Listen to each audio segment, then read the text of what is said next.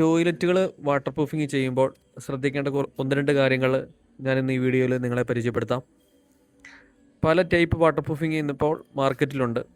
എന്നാൽ സാധാരണയായി നമ്മൾ കണ്ടുവരുന്നതും ഏറ്റവും കൂടുതൽ ആൾക്കാർ ചെയ്യുന്നതും ചിലവ് കുറഞ്ഞതുമായ ഒരു വാട്ടർ പ്രൂഫിങ് സിസ്റ്റമാണ് സിമെൻറ്റീഷ്യസ് ആയിട്ടുള്ള വാട്ടർ പ്രൂഫിങ് സിസ്റ്റം.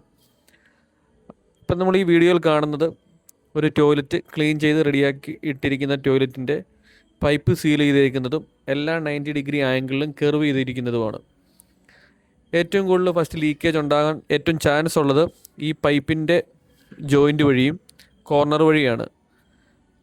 അപ്പോൾ സാധാരണഗതിയിൽ ആൾക്കാർ ഈ കാര്യങ്ങൾ ചെയ്യത്തില്ല. ഏതെങ്കിലും കെമിക്കൽ മേടിക്കും, അതൊരു 2 ലെയർ കോട്ടിങ് അല്ലെങ്കിൽ 3 ലെയർ കോട്ടിങ് അപ്ലൈ ചെയ്യാറുള്ളൂ.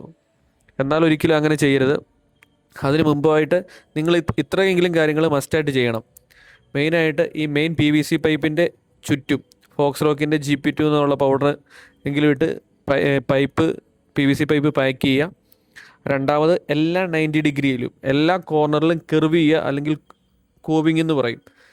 ഇതിൽ കാണുന്നത് ഫൈബർ മെഷ് ഉപയോഗിച്ചിട്ട് കോവ് ചെയ്തിരിക്കുന്നതാണ്, ടൈലിടുന്നത് കൊണ്ട്, അല്ലെങ്കിൽ ടൈലിൻ്റെ എഡ്ജസ് വരുമ്പം ബുദ്ധിമുട്ടായതുകൊണ്ട്, അല്ലെങ്കിൽ സംഗൻ സ്ലാബിലൊക്കെ ആണെങ്കിൽ അല്ലാതെ നമുക്ക് കോവ് ചെയ്യാൻ പറ്റും.